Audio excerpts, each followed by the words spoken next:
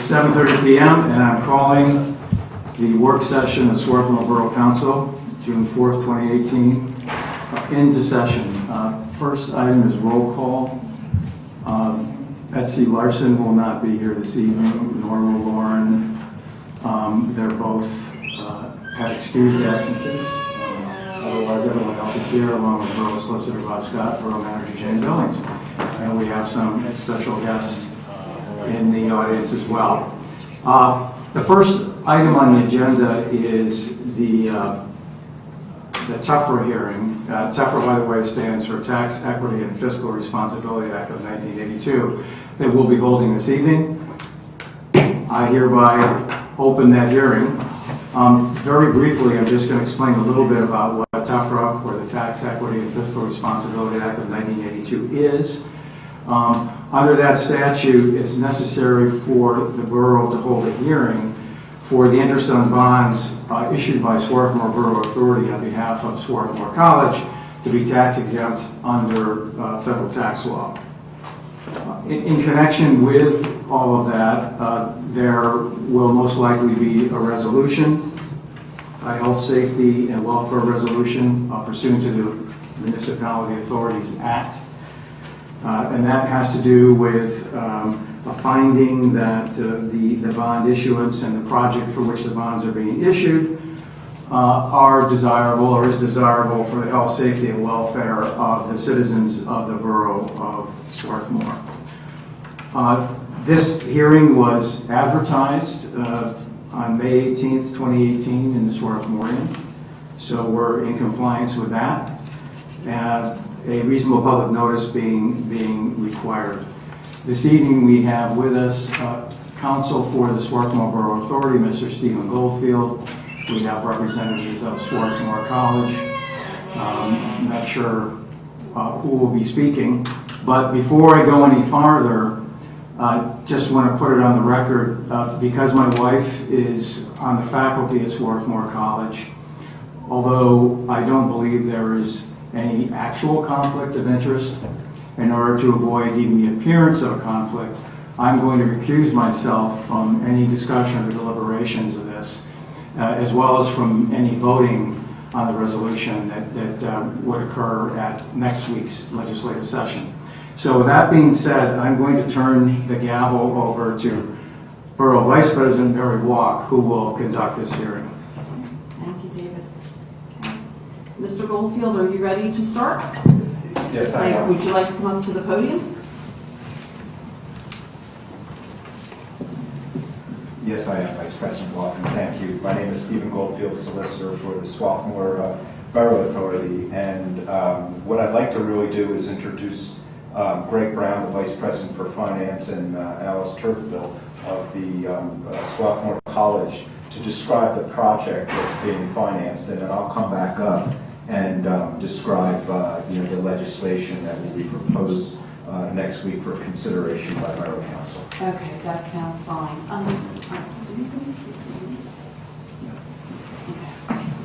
Greg Brown. Good evening, Greg Brown, Swarthmore Avenue.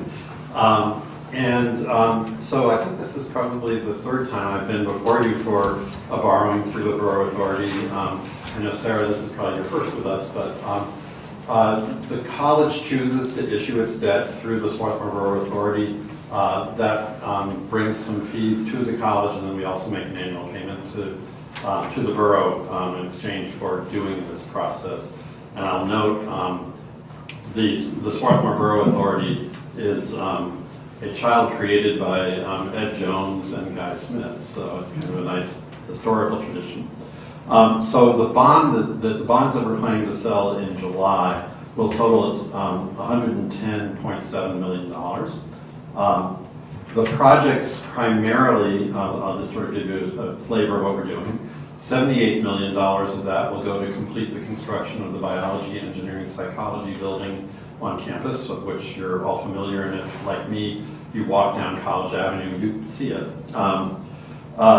Another project that's in this is an expansion and renovation of Sharpless Dining Hall for about $10 million. A refurbishment of Mertz Hall, which is about 30 years old now, for about $3.2 million. And various infrastructure projects including the beginnings of a major ecological change, which will be the shift from a steam, heat, and air conditioning system to hot water. That's about $7.8 million of the total. Within the $110.7 million, there will be about $11 million of capitalized interest. So this is a fairly straightforward issue for us. We have met with the rating agencies. We will hear later in the month where we are with that, but we're currently a AAA credit. And this opportunity to go through the borough for college financing, I think, is mutually advantageous, and we really appreciate that the borough's really been willing to take this on for us. And Alice, or I can answer questions if you like. What we would like to do is ask for public comment after Sure. you two are done speaking, and then if council has questions, we'll do those. So I don't know if you want to say something further. Come on up. Alistair Development, Cornell Avenue. And I just wanted to give you the timeline for the debt issuance. So following the TEPR hearing, then in July, we're going to price and sell the bonds.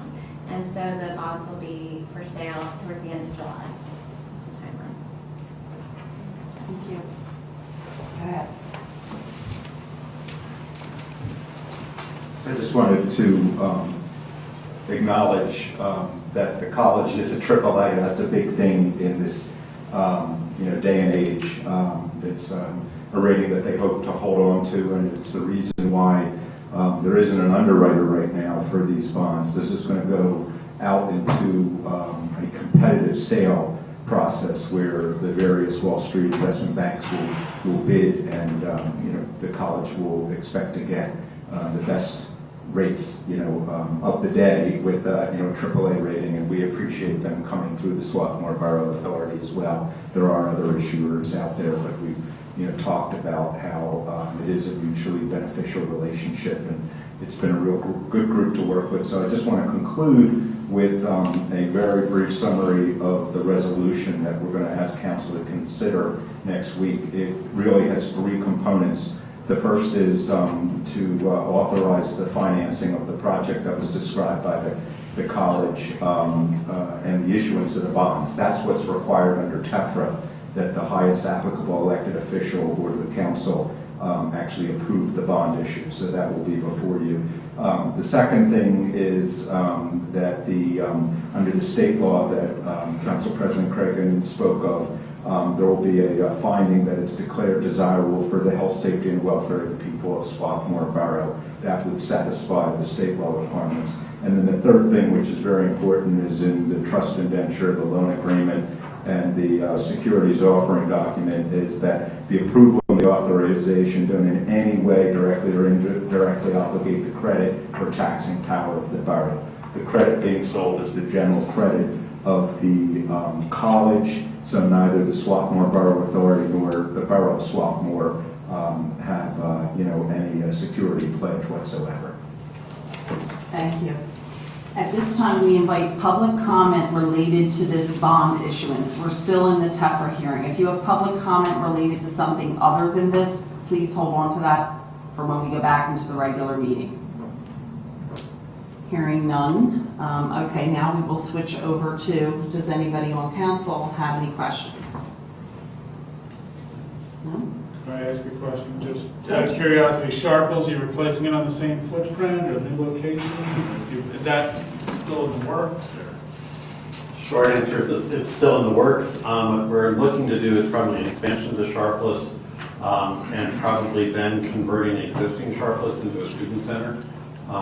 We built that building in the 1960s. When we had 900 students, we have 1,600. Getting all of them through the dining hall is kind of a challenge. So that's why we're looking at it. Thanks. Anything else from council? No? Okay, Mr. Goldfield, are you good to go? Yes, Okay, thank you. Then the TEFRA hearing is concluded, and we're back into our regular meeting. And our special guests are welcome to stay through the entire meeting if they so choose. But we will understand if they have other things they need to do. Thank you very much. All right. Now, this is the portion of the work session where we invite public comment. Actually, will be a second opportunity towards the end on any other issue aside from the bond issuance we've just been talking about in the hearing. Is there any public comment at this time? Yes, sir. Hello, my name is Michael Harrer. I live at 115 Yale Avenue in Swarthmore. I'd like to thank council for letting me speak tonight, and welcome to the one new member who's here tonight, and also to the other. As many of you know, I've been proponent and leading an effort to get speed calming devices on Yale Avenue, and that's what I'm here to talk about tonight, or at least ask some questions. If this first open thing, and I'll see how that goes, because I know it wasn't on the schedule. Where do you think, when I spoke last, or was before one of the committees last, they said that the bids were being put together and were going out. Are those back, and do you guys want to go back and forth, or should I just ask the questions and then you can answer them in your regular course of business, and I can ask again at the second what works best? Well, I think, look, let's just do this efficiently. So your question is, have the bids gone out? That's one question, and the results come back. And have the results come back? And what would be the reason, the timeline or whatever? All right. So I'm going to refer that question to our borough manager, Jane Billings. Jane? The bids are coming in on Thursday or Friday of this week. As long as the engineer can make a recommendation, they'll be awarded at next Monday's council meeting. Okay. Is it safe to assume that the outlines that have been painted on Yale Avenue in two separate locations, down by about 38 Yale Avenue and then around 115 Yale, they're rectangular? Are they the dimensions, which are approximately 72 by 144 inches, of what the speed cushions are going to be? Yeah.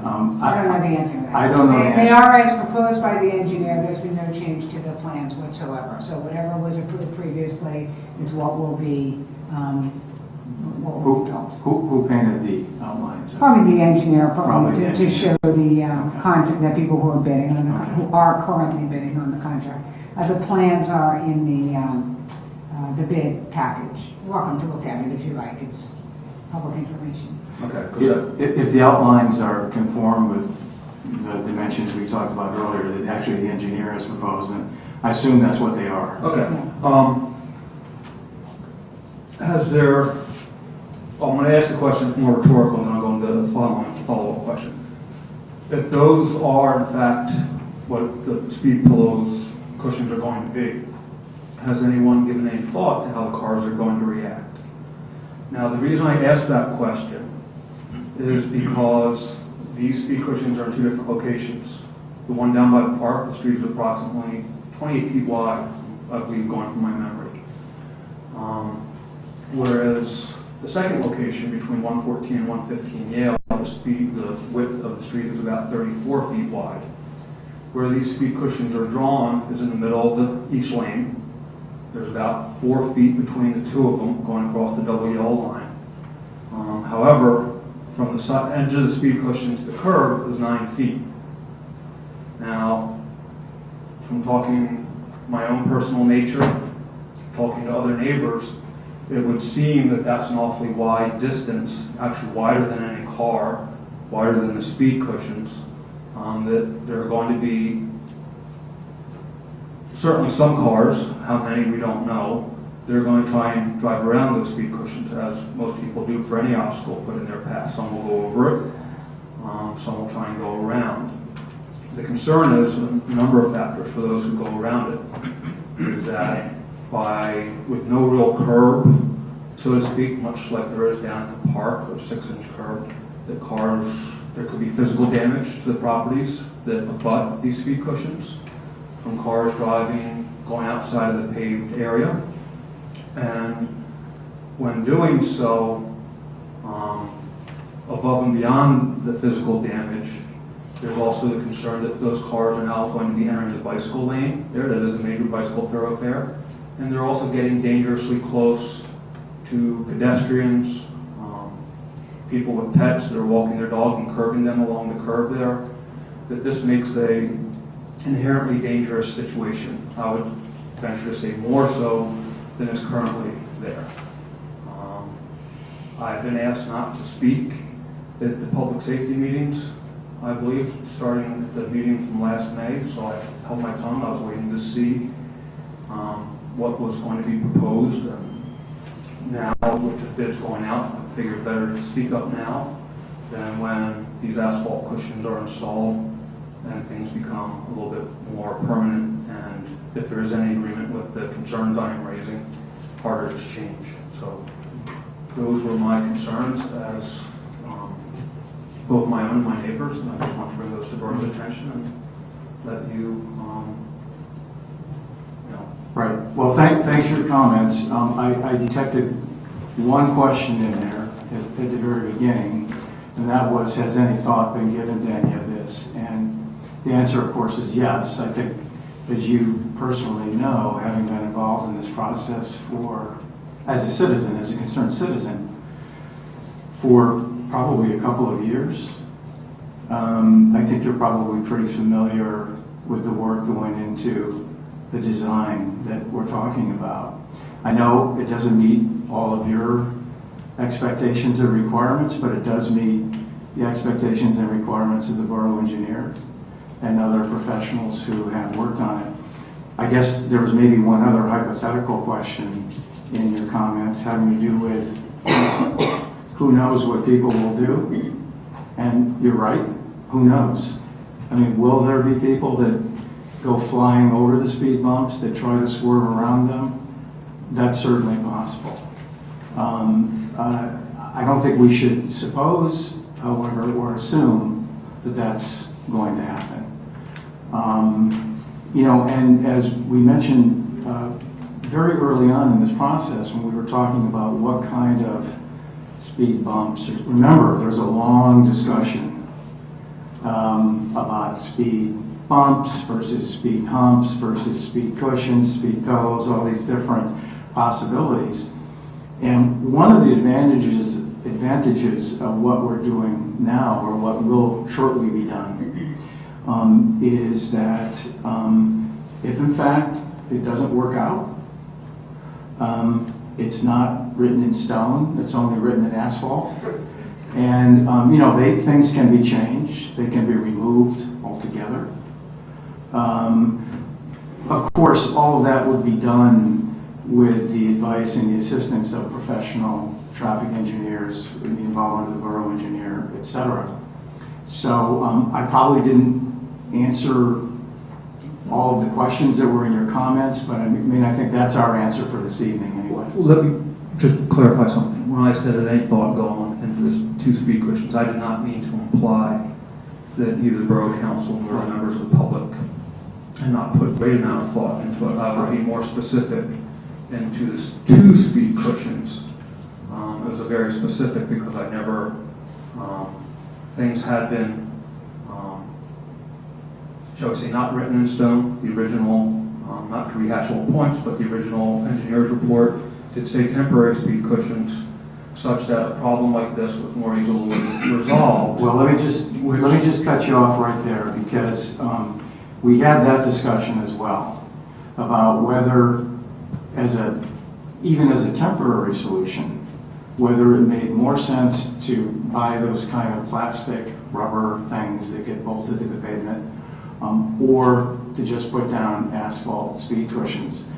And the conclusion that we drew, and this wasn't just, we didn't just make it up, but it was after discussion with the borough engineer, that it actually made most sense to do the asphalt speed cushions. And as I said, as we've always said about all of these traffic calming measures, obviously if it doesn't work, if it creates more problems than it's solving, then we'll change them.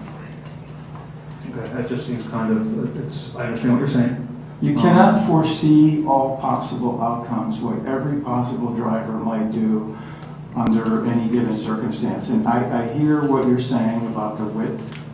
If that turns out to be an issue, I'm sure we'll hear about it. I'm sure that that Jane will hear about it. I'm sure that Police Chief Brian Craig will hear about it. I'm sure Borough Council will hear about it. And, we will, I promise you, we'll address it. Okay, that's, with the physical damage and being, when I was here the last meeting with the sidewalk issues that are involved, those certainly come into play, that there are costs involved, not just for sidewalks, but for vent pipes, for sewage Well, lines. none of that has happened yet, so we're talking No, about understood. future occurrences that may or may not actually. But it'd be nice, I'm here to get that on the record. The concern was raised, and so that Yes. should this happen, and hopefully it doesn't, that people don't say, well, that issue should have been raised previously.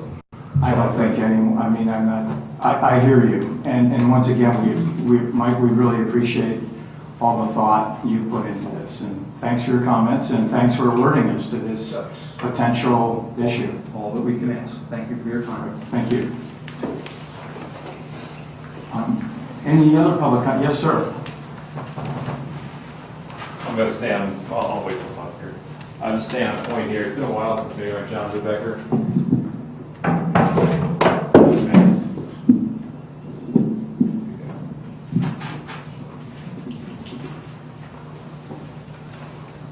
I'm John DeBecker. I'm at 116 Yale. In October 2015, I'm one of the parents and residents who, along with Mike, who helped kick this process off, and extremely thoughtful process. And again, thank you to the Borough Council for really kicking it high here, and David and Ross. I really appreciate all the thought you put into it when that kind of controversial vote went down a while back. So thanks again, and Jane, thank you for alerting me when I was walking my son back and you're walking your dog. I had to keep going. I was on the phone, but that was good news when you told me what was coming in. Also, the other positive note I want to highlight is that I think that there's been a really great effect that's just noticeable with the crosswalks, the lights that have been happening on Chester and Yale. I've seen being used. I've seen people slow down, and the lights are not obnoxious like people were scared of. So that's all good. I just want to kind of, I have two questions and two comments. My question is that, so Jane, if it's awarded next Monday, is the installation going to happen this summer? Is it planned to happen quickly, or is it, I know it's in the budget for now, but would it be installed anytime soon? It will be part of the regular paving project. Our contracts do allow some flexibility. We waited as long as 4 months after award of a contract for paving to occur. We've been as close as a month. So the speed bumps are just part of we actually have a very large project this year, almost $200,000 worth of work is anticipated.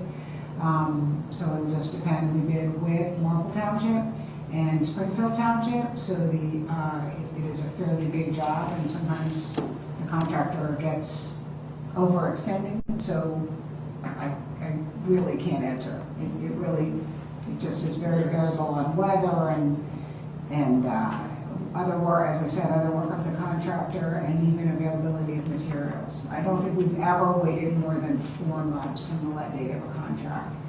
But last year was pretty late. I think it was maybe September, October. I know we're getting close to cold weather, so maybe honestly it could be as long as 6 months. Not anticipated, not what we want. I'm just being honest, it can happen. Okay. So given that it might be 3 years from when we started this process to where it might be implemented, and that's given just there's not much control over that. What concerns me is that if there are these changes that need to happen, and the process we went on was, I'm going to say word, really long. And I don't think that's right. That it was as long as it was. I think that the reason why we got so involved, and we've owned our house since 2012. My wife's been a resident of Swarthmore since 2005. I moved here from DC in 2011, and our son was born in 2015. So when he was 5 months old was when we started kicking this around. If we live on Yale, we need to have some more safety there because of the crazy drivers that are there. The drivers who are driving 34 miles per hour, the drivers who are driving 70 miles per hour. So all those people need to be controlled. So speaking of controls, I want to understand if this is more rhetorical, and I imagine there's no real answer now, but the engineer may be able to provide some advice. Seeing that there is a concern that Michael raised about the width of these speed cushions, and that people can drive around, and the speed cushions are going to be right in front of my house, and I'm totally fine with that. Most people would be concerned about it. I'm excited about it. But the area that is going to be overseeing the drawings is that it's going to go right into the driveway of where we pull out. That's the part I don't like. And so there's plenty of room to go around the speed cushions into the wide passenger lane or the wide pedestrian lane that's there. And the other thing that I think most of the residents all are pretty on the same page about is the fact that there's about a quarter-mile distance between Park and Dickinson. A little less than that, but about a quarter mile. It's a flat speed limit where there's no speed bump. So when the decision was made by the council, but the two, I think most people would recommend the 3 and have them be equidistant from each other. The 2 that are being input are in the hilly side on the northwest part of DI. So it's overweighted to one side of it, meaning that there's going to be this kind of area where there's still problems there. So there's 2 areas that I think could prove to be a problem. So coming back to where we have the controls and monitor in place, what can we expect as residents from the council, from the professionals to look at this more thoroughly? And if there needs something to be implemented, that it can be somewhat expedited, since we already went through a pretty major process, if we do see pressing problems arise. Don't expect an answer now, so I want to make sure that it's something that's thought about in the future. Okay, thanks very much. Okay, thank you. Is there any further public comment on this or any other issue this time? If not, I'm calling this public comment period closed. Lauren is not here this evening. Do we have a report from the environmental committee? She was just going to do it next She's going to do it next week. Okay. Michael, finance. I mean, we're going to have the resolution, obviously, that was discussed, so I'm not going to reiterate that tonight, but it is on the agenda, as Stephen already really explained, meat and potatoes and such. Okay. That's something that council will vote on. Next week. Not I, but everyone else will vote on next week. Yeah. Okay, great. Actually, not I, because I'll be here, but that's. Oh, okay. Anyone else? We'll figure that out, yeah. We'll figure it out. Okay, all right. All right, thank you. Nothing else? Nothing else. Okay. General government, Sarah. Your committee, I know, you've got a lot on your plate right now. Pretty busy, right? Yeah. Yeah. I guess first we wanted to discuss to review the social media policy that we forwarded, that Jane forwarded on to everybody. Mm-hmm. So Mascot put that together based on some other similar municipalities have had. And then we looked at it in committee and made some suggestions and some edits, and then Jane went over it and made some of those edits and things to make it more uniform. Basically, the main point of it is really to just kind of codify, like, the borough is the one that runs the borough's Facebook page. So borough staff and the borough manager will be doing that. And the posts will be about borough business and other borough entities. So it won't be about other private businesses or even other nonprofits. So it's very specific. And in terms of how the social media policy deals with our personal pages, or whatever kind of political pages we might have, it has some guidelines there as to disclaimers, making sure we're not speaking on behalf of the borough and all of that. So did you all have a chance to review it? And so is there any discussion? I have a question. I didn't print it out, but I did read it, and it says it applies to volunteers as well. And I really didn't know who that meant or how that would work. I think I might have written that part. Which, are you talking about? I think right in the beginning when it talks about It who says- applies. I think my thought was volunteers on committees.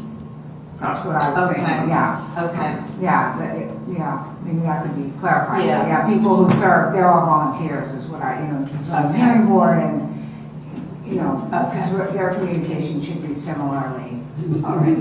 We're volunteers too. You're volunteers too. We are yeah. volunteers. Yeah. We're We're also elected. You're also elected and Elected appointed officials. officials, yeah. Yeah, if that could be clarified, because I wasn't sure what that meant, but that makes sense to me, the people who serve on all the They're all boards appointed. and commissions. Yeah, they're all appointed appointed, officials, so yeah. they're covered by the prior. We can just get rid of So maybe we just don't need volunteers. volunteers. Yeah, let me think about Yeah. that. All right, okay. Let me, The library has but it's got its own Yeah. That's not web borough. page, it's right, you know. Right, it's- right, yeah. Let and me this- think about that. Okay. That's easy enough to change. Okay. And see if I have anything in mind or if it just came from Okay. one of those other policies. All right, that was my only comment, Sarah. I thought it was good. And just kind of as a practical matter, Sarah and Jane, so who do you, I mean, you may not know the answer to this, but I mean, who do you think eventually will be the person that you will designate, Jane, to kind of, maintain the site? Well, I think the policies seems to sort of indicate that it would always be the manager who more or less was in charge, but the manager is clearly able to delegate the day-to-day work to other Right. people. So I think that's probably how it will go. You don't really know how big the staff will be and who might take to the work. I mean, we have a tiny staff. There aren't a lot of choices, but it is possible that you'll end up with a bookkeeper who loves to do that and somebody at the front desk who really doesn't. So I think that you would do that. Right now, there really are only two of us who have the passwords both to the website and to the Facebook page. And I don't anticipate it ever going to more than that. Two people, yourself and somebody else? Yeah. The police chief doesn't have it. We haven't chatted yet. He's done mostly sort of line of fire work with Delco Connect. And that's actually been the hardest thing, is that often when those alerts go out, it's for an event on a weekend and we're kind of slow to get it on the Facebook page. So we're kind of working out some of those glitches. It's just timing. But I think it's important that the chief have control over that part of the social media. Whether you consider that social media or not, but those announcements about emergencies. And then we just have to kind of smooth that process so we have a little bit of knowledge of when that's going to happen. But it doesn't really change who's in charge. Right, and so the Delco alert system and the other Notify Me is still going to be the primary source and should still be used by residents as a primary source of more immediate emergency information. This will obviously, and it states that in the policy on page 2. And it also mentions how the borough's website is going to remain the borough's primary and predominant internet presence. So a lot of the stuff that we posted on there will have drivers to that website, where there'll be things posted there, like usual. That seems to be common in these policies, to make sure that your website stays the primary source of information and the driver of information. So we'll be sure to do that. I think people have more fun with Facebook. It's more pictorial. You can't really jazz up the front page of the website. You can't. Like when you're on Facebook, you can grab people with a visual right away. And it's much harder to do on a website. The upcoming news it isn't as great as the Facebook part. So yeah. It fits somewhere in the records policy about how long we keep things. Yeah, this is going to be adopted by you. We actually have a variety of policies, and it occurred to me, Ross went to a meeting and was unaware that we are completely compliant, as we should be, with open records policy and records retention. And the borough does have, we have a book that we keep in the office of all the policies that we put together. And I think that's something that the council members should get when they start. So we'll work on that, and that's where we go. So what do we do next on this? It can go on if people are ready, it can go on the agenda for approval next week, if you like. If people are okay with it, let's do that. Yeah. You want to adopt by resolution, Gary? No, I think a motion is fine. Okay. I mean, unless all your other policies have a cover note. I think so. Yeah. And thanks for the coordinating. Thanks to Bob and Jane for really teasing it out. So then the committee update.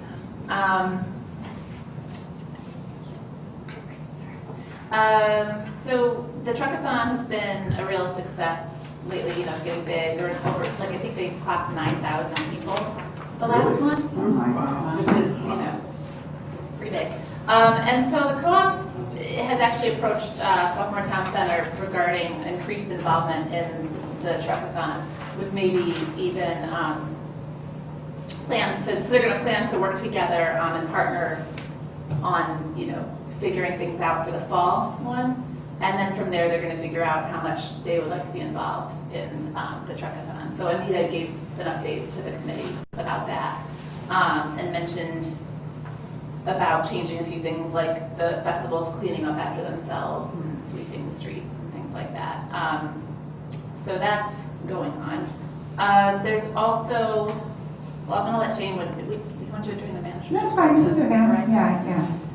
There's the Verizon franchise renewal, which came about, that that's up for renewal soon. And there was an issue of whether or not we were going to go in with this thing called a COG. Right?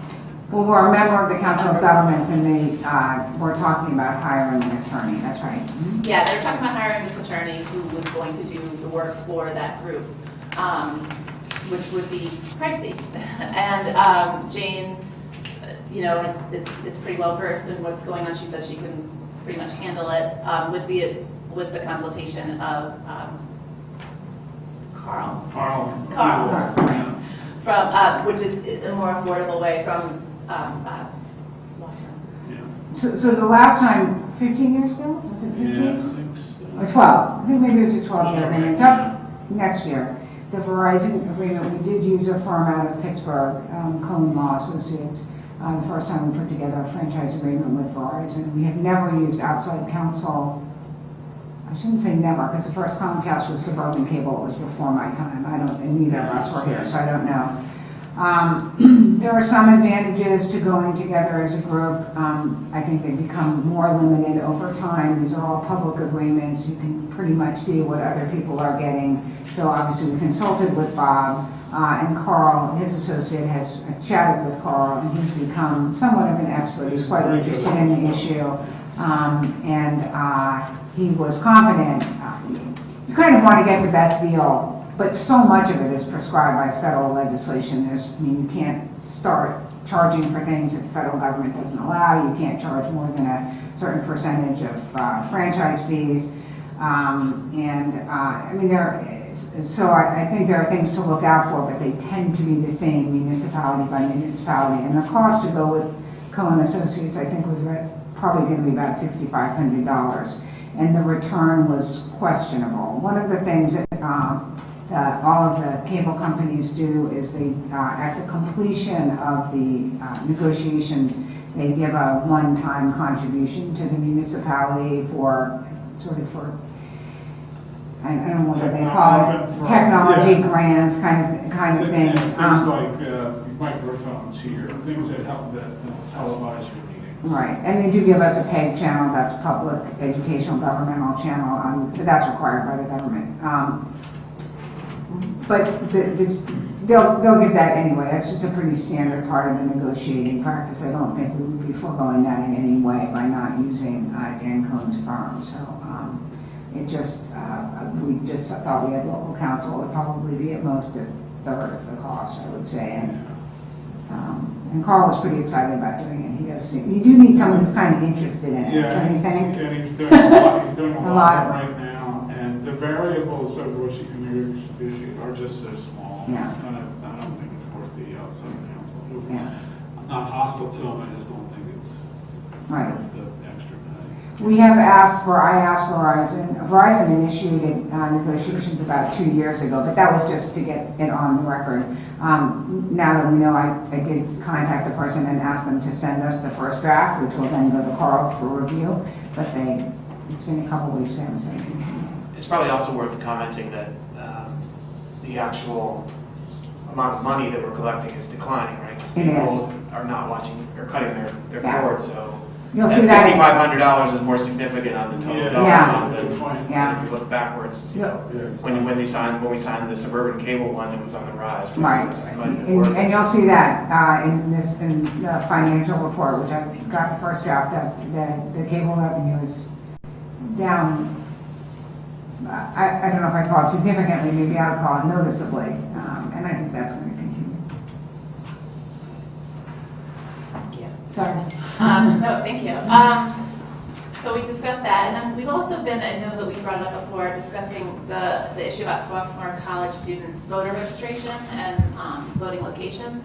And so we decided to draft a letter to the Bureau of Elections, or the Delaware County Election Bureau, and we decided to wait until after the primary to send it as a timeline for when to send it, because the students weren't mostly going to be around for the primary to vote and during the primary time. So we're hoping to get this letter in before the general election. And so I did draft something up. I will send it out to council maybe this week, and then for you all to review and see what you think. But basically, the letter asks that the Election Bureau allows all Swarthmore College students to register at their mailing address, which is 500 College Avenue, rather than their dormitory location, which then would have the students all vote at one precinct, which would be at Northern, which most of them vote there anyway. But it's been creating a lot of confusion because when they have to switch dorms, they have to re-register, and then they get confused as to, did they re-register on time? And then there's confusion as to which precinct do we go to? And I actually, myself, had the opportunity to drive voters from Swarthmore College to the polls last general election. And there was some confusion, like, oh, I'm supposed to vote at Keys, no, I'm supposed to vote at SRS. And then they got embarrassed because they're newer voters. And, so this is hopefully going to be considered and help with our voter turnout here. I have a question, and I should probably wait until I see the letter. I'm not clear on how this is an issue for us on Borough Council, where the students at the college vote. Right, so they came to us requesting that we contact the Election Bureau. They've done it before. Barton, the registrar there, has actually communicated with the Election Bureau in the past. And I don't know who was the one who told them that he would have that he would have good luck or better luck or a better chance if he came to us and had something coming from us as to just why it would be an interest of us. And I think it is an interest for the borough to have, make sure that there are residents and to make sure that they're not being disenfranchised in any way.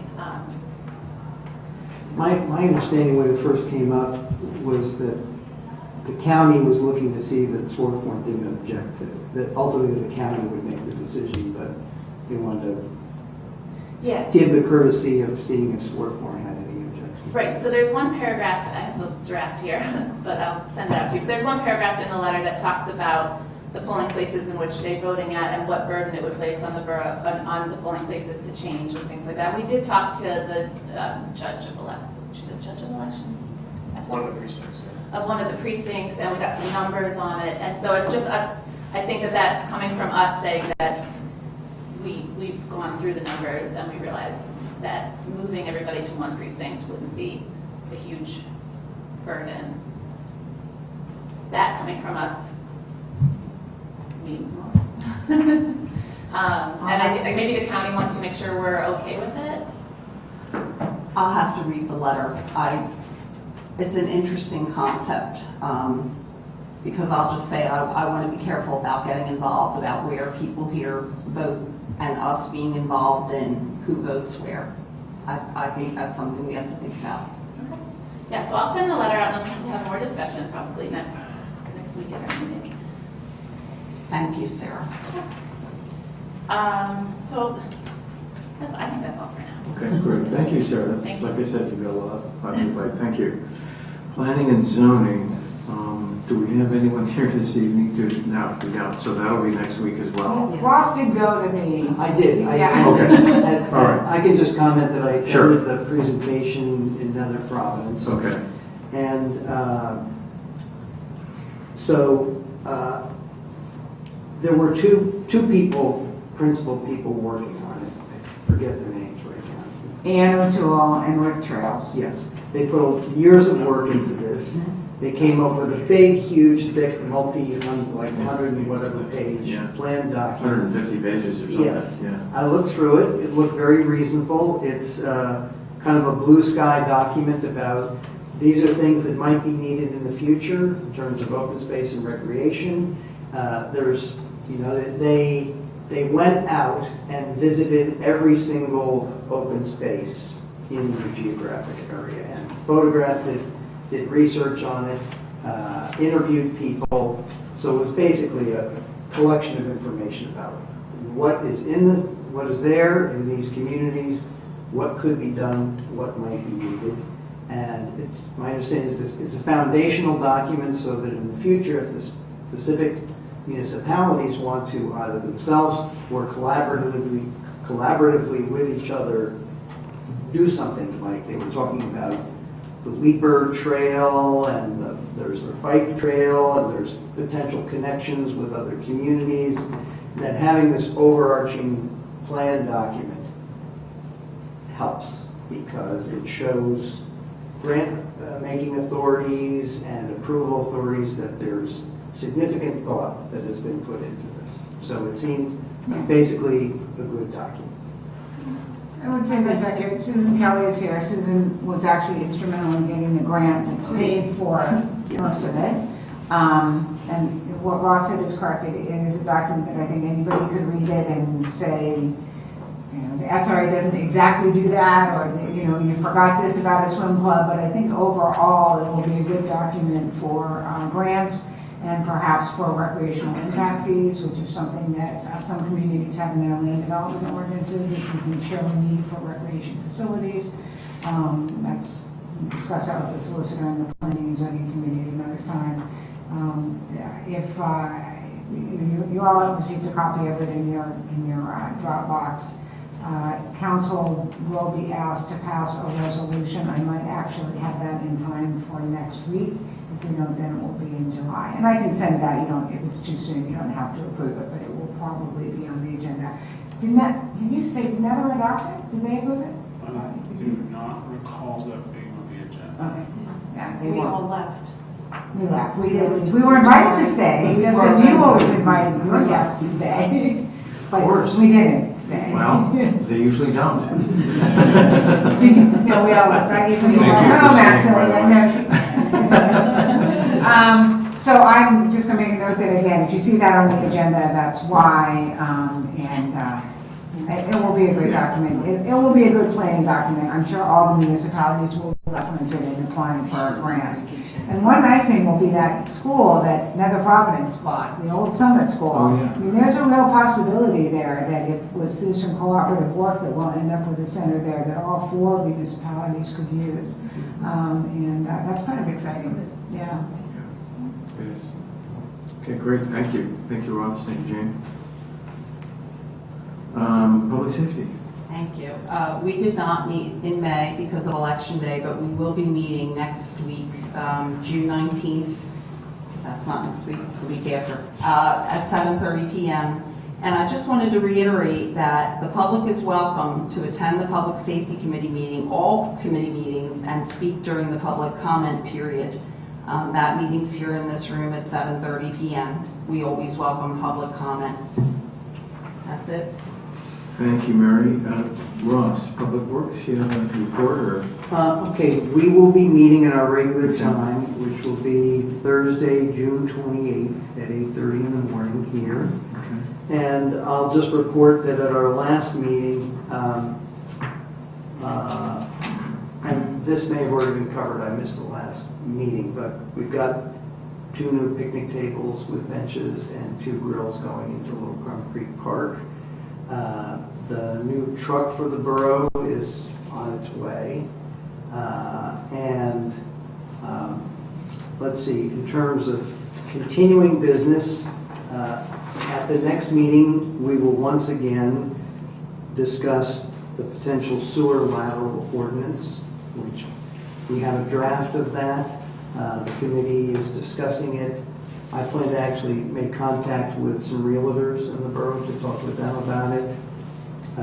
We will be talking about a procedure, a process, basically a permit process for people wanting to make alterations in the parks and on public property. We've had some drafts of that. We'll be talking about that again. And we talked about sidewalks, and we considered the comments that were made by various citizens about sidewalks. And we observed that, yes, It's hard when you have to repair sidewalks. We're going to have to do our entire stretch in front of my house, and it's going to be a lot of money. On the other hand, there is a backlog that needed to be fixed and has needed to be fixed for years. It was a very high priority for the Senior Citizens Association on the Aging in Place report. I spoke with Linton Staples. He said the senior citizens are very happy to see that these things are being fixed. There were some comments about the fees being too high, but in fact, 2 years ago, we cut our fees in half in response to that. So that they've been cut really down significantly. There were comments about other municipalities that had different ways of pricing the fees, but we also researched and saw that some of those municipalities actually require that the sidewalks be 4 feet wide, which is a lot more burdensome than the width of the ones that we have. So on balance, we think it's painful to make the repairs. It always is when you have to fix something in your house. But we're very grateful for the citizens for doing it, and we see that people are doing it. We see a tremendous amount of activity, and I think the entire community is going to benefit. I'll make one comment also, that the reality is that for a person who has difficulty walking, and there are all sorts of people who have difficulty walking, not just senior citizens, a fall, if you take a fall, people break their hips. And when they break their hip, it can mean a long hospital stay. Sometimes it can cause a person to actually not be able to live in their home anymore.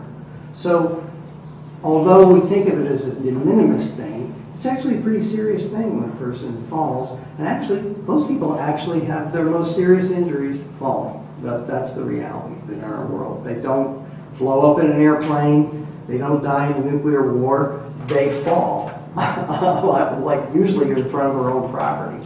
So we really appreciate the feedback. The citizens are our eyes and ears, and it's great that we did an extension, and we think it's a really good thing that the sidewalks are being repaired. So that was the committee conclusion. Thank you, Rose. That's it. Thanks. But can I ask a question about the Sure. sidewalk thing? Yeah. You know, I was a little bit curious about it, and I know we were going to speak, but I'm just wondering, and I'm just putting this out here, and I spoke with Jane about this a little bit, just I'm trying to get background as to the whole sidewalk situation. Has there ever been any thought in looking into the value and the cost and all that of the borough maintaining the sidewalks and it being our responsibility and you know, getting more funding for that and just having a uniform sidewalk? And Yes, we discussed that at the committee meeting. Yeah. Okay, so one of the pros of that approach is that then the town takes control of everything and the citizens have no control, and you might have more uniformity.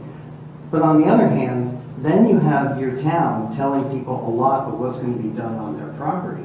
It can be pretty, like, people really don't like stuff on their property being messed with. People now, for instance, a person in my household really wants the sidewalk to be of a certain shade of gray, okay? And that might not be an option if the town is doing it. Some people might want to use a particular contractor because they are also having them do their driveway or some stuff. That option would be eliminated. So when a town takes over, there's less individual freedom. And then the town has to pay prevailing wage, which generally pumps up the cost by 30-35%. Right, and the money doesn't magically appear in the budget, so, you know, one way or another, the residents will feel it. Yes. So you might please a few people and really tick off a few other people.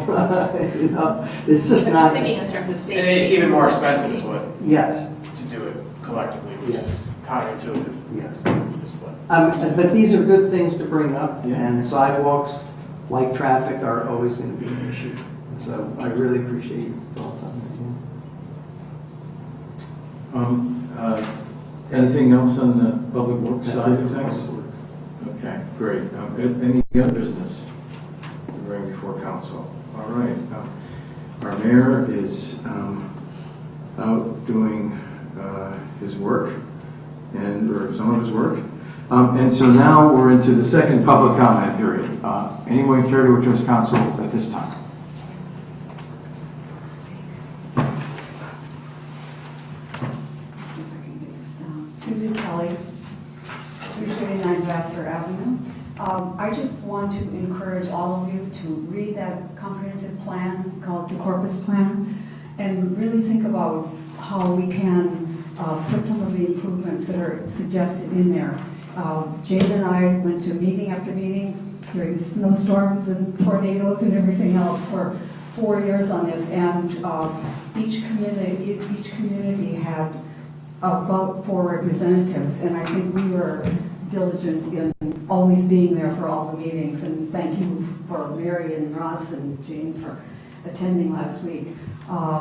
But it has, Nether Providence seemed like they were excited, and we're going to listen to their parks plan. So there are things in there that are not costly, but will serve as improvements for our open spaces. So please consider it and think about it, and we'll be back begging for money. Thank you. Thanks, Susan. Any other public comment at this time? If not, I'm going to declare the second public comment period closed. Jane, do you have anything else? Except something really quickly, because I know the solicitor or something. Yes. These new blinds in here may look like just like new blinds, but they are room darkening blinds. And the reason we got them is because the library, which is just so fabulous, that's the whole point of me saying this, now shows, I don't know, like 4 or 5 movies a week in here. And as well as the one for Swarthmore community classes. And they were, unbeknownst to me, like hanging curtains up. And I'm like, I think we could afford it. So we actually have a, borough building budget. And it's not so much about the blinds, it's just about how much this building is used and how vibrant a place the library is and the town center is sort of growing to be, and that's just sort of a reflection of it. And I think they are really nice, better looking than the 20-year-old blinds that were here. Yes. That's all I have. Thanks, Jane. Bob? I'm going to ask for a brief executive session. Tonight? Yes. Okay, all right. We have one last piece of business to conduct. I think there's only one piece of business left before we adjourn. Can I have a motion with respect to that piece of business? I'll make a motion that the council participate as a party in the appeal of the zoning matter regarding Maple Avenue and the accessory building. All right, so I guess that means that, well, let's have a second. Second. So I guess that means then the borough will intervene in the existing litigation. Yes. And become a party. Yes. So we have a motion and a second. And just Sure. I should have finished to say, Sure. for the purpose of defending the decision. Of the zoning hearing board. Okay, all right. And this was with respect to the property, what's the? 315. 315 Maple Avenue, Swarthmore? Okay. Any more discussion? If not, I'm going to call for a vote. All in favor, say aye. Aye. Any opposed? The ayes have it. Thank you. And now I'm going to ask for a motion to adjourn. Second? All in favor, say aye. Aye. Adjourn.